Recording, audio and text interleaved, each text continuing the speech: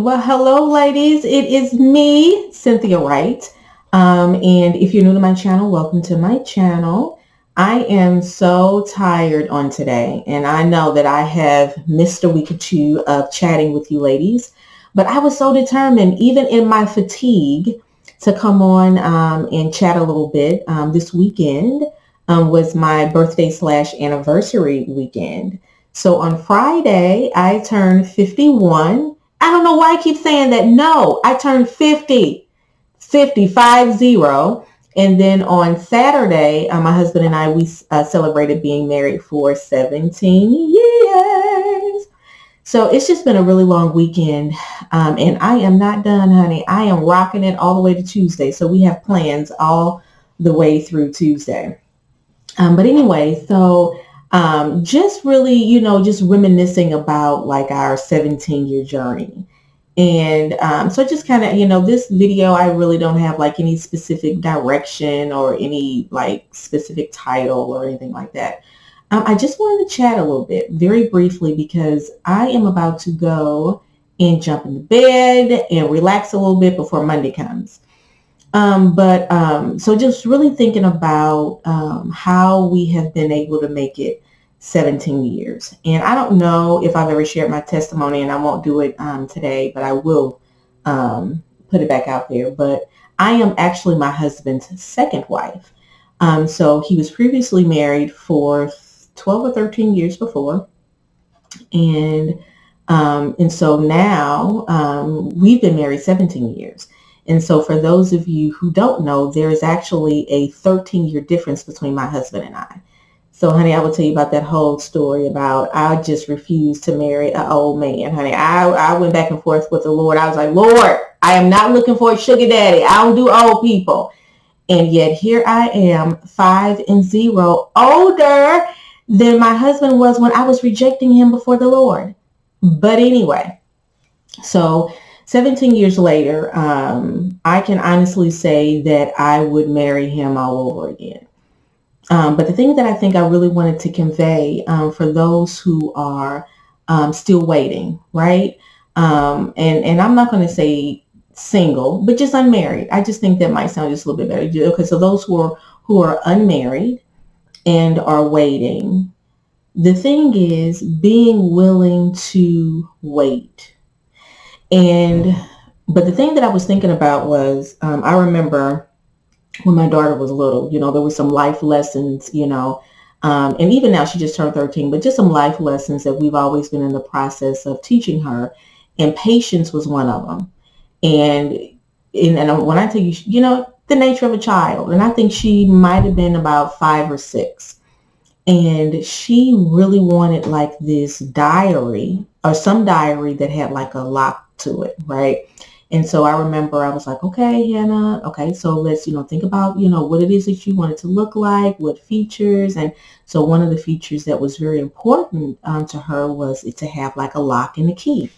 So I remember, we went to the store looking for this diary, and I think we were in Target's. And just to be perfectly honest with you, we were in the toy aisle. And because I knew her, I did not see not one thing that would really fit her preference. But anyway, so she came across this one diary, and she kind of looked it over, and she kind of turned it, and she was reading at an early age. And so she's reading it. And let me tell you something. I could tell that she was really trying to talk herself into this diary. So I said to her, I'm like, Hannah, why don't you, so we see this one, you see, the little features, and yeah, it has a lot, but it really doesn't seem like you really want that one. How about we pass on this one, and then next weekend, we can go to the store, kind of look for a few others. And no, Hannah wasn't having no parts of that. She's like, no, I want this diary. And I said, now, Hannah, it doesn't really look like this is the one that you really want, and you don't want to settle, right? So you have to be willing to wait, for what it is that you really want. And but no, Hannah wasn't having it, y'all. So we get this diary, and she starts, talking about it, like, no, mommy, I really think this is the one. And so then she started showing me all of the features to the little diary that it was obvious that she didn't really want. And I'm like, okay. I said, now, sweet baby, let me tell you what's going to happen. We're going to get home because you're going to think about it.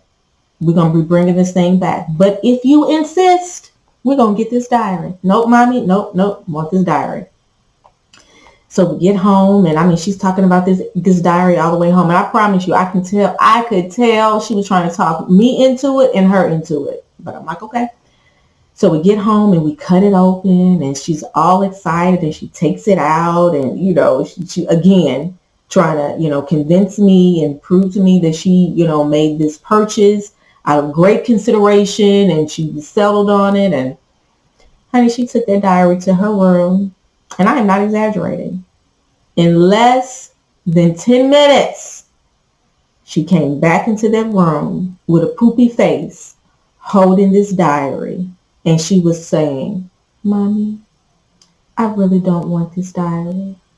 I really should have waited. Are we able to take it back? And I just say all of that to say that was a pivotal moment, literally, in her life about patience and waiting for what you really want.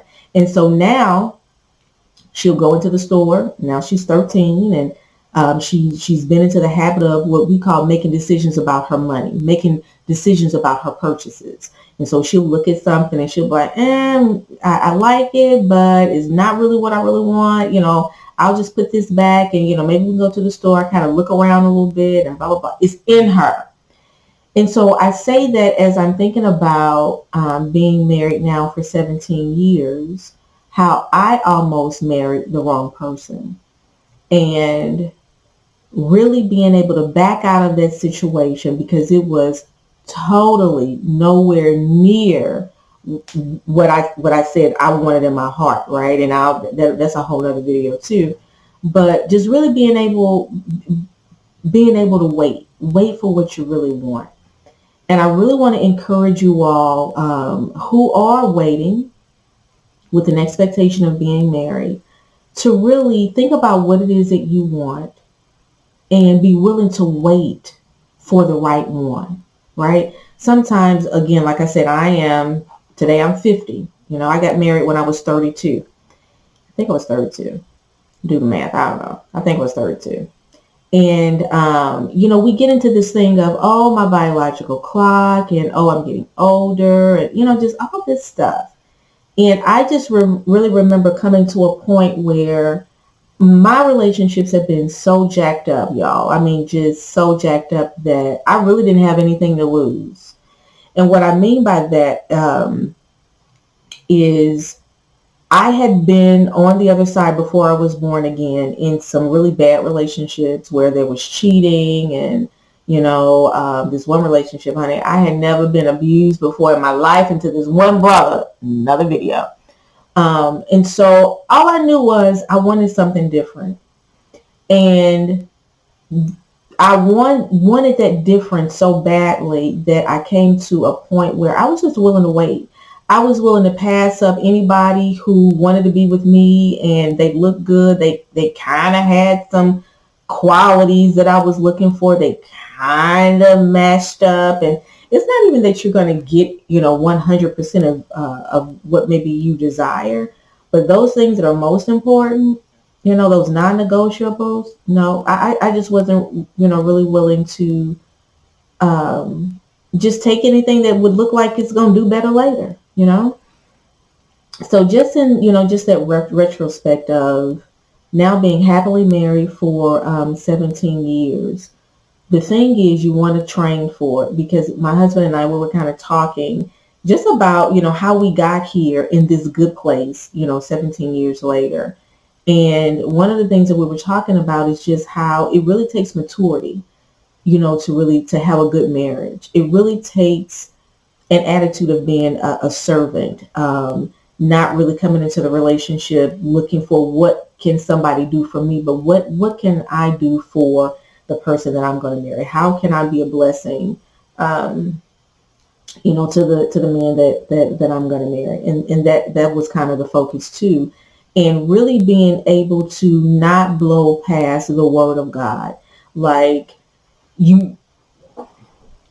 like I said, I was going to marry somebody else before. And when I tell you that there were so many scriptures that talked about the characteristics of this other person, just as a no-no. Like, number one, even though he was in church, he was so carnal. I mean, it was almost as if he was not even saved, right? The Bible talks about not being unequally yoked, right, with an unbeliever. Well, as far as I'm concerned, even though he was in the church faithfully, he was still an unbeliever. He didn't really believe the word. He wasn't a doer of the word. He did not really practice godly principles, or, he wasn't a Christ follower. He was just very worldly. He was, yeah, he came to church and different things like that. But I had to be able to be willing to pass on him making six figures, but still just a double no.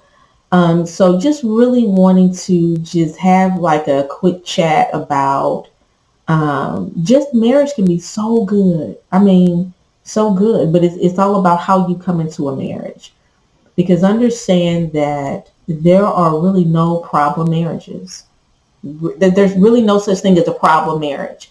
There is only a such thing as two people who got married and brought their problems with them, or two people that got married and one of the two people brought their problems with them to the marriage. That pretty much sums it up.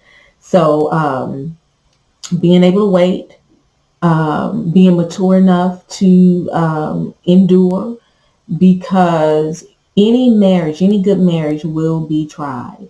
My husband and I, we have had some knockdown, drag outs, some issues, some situations and some issues, or, whatever that has challenged our marriage. But it was how we navigated those periods in our marriage that really got us to this point where we are both able to say that we would do it again. Um, I know so many people who look back and say, hey, if it wasn't for the kids, I wouldn't have stayed as long as I did. So anyway, like I said, this video had no direction whatsoever. I feel like I've been babbling, and that's okay.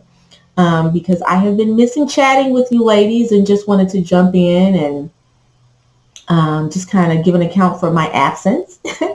And just wanted to share that I am, not only did I turn 50, but married 17 years, and it is just wonderful. And I thank God. I literally thank God for the life that I have, with the man that I have, with the family that I have, with the health that I have. And I just can honestly say here, 50 years later, that God has totally blessed me in my life. God has totally been faithful to me all my life. Man, all my life has God been faithful. Even in my disappointments and my failures and all of that. And I look forward to many, many more years of marriage and life. So anyway, you ladies have a wonderful weekend. Well, I'm sorry, it's a Sunday, so I'm not really sure when you will be viewing this. However, the weekend is over. So have a wonderful week, day, or whatever, whenever you see this video. And I will see you in the next one. Because remember, I said I am just so tired. Anyway, see you in the next video. Bye.